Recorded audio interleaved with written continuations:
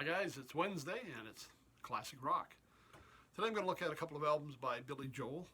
And I first became aware of Billy Joel back in the 70s, and it was with this album, The Stranger.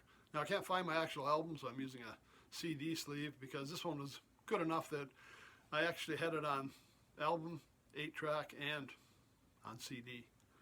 And to me, this is like the greatest hits. He's got 9 songs on here, and every one was a classic. Moving Out, Stranger, Just the Way You Are. Actually, in my big band, we still play Just the Way You Are, and crowds still love that, and that's like 40 years later. Scenes from Italian Restaurant, Vienna, Only the Good Die Young. She's Always a Woman, Get It Right the First Time, and Everybody Has a Dream.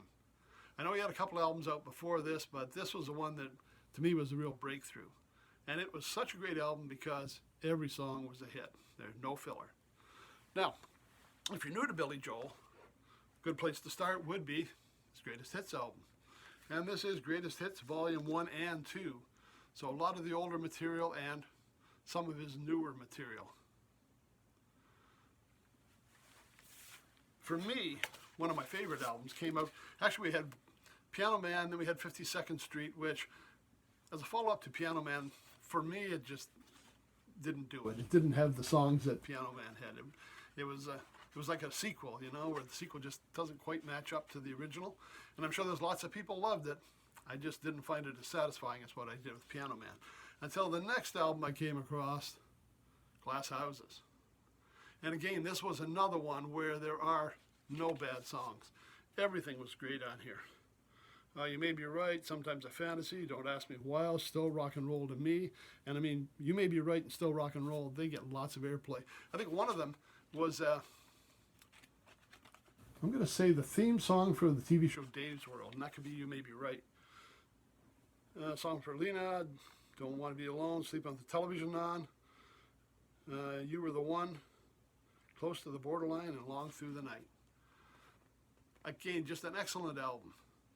And another one that I would give honorable mention to, and I don't have it on album, I only had it on cassette, was Innocent Man, which was another very consistent album. And one of my favorite songs from that was Easy Money, which was the soundtrack he did for Rodney Dangerfield's movie of the same name. The theme song, I mean. So,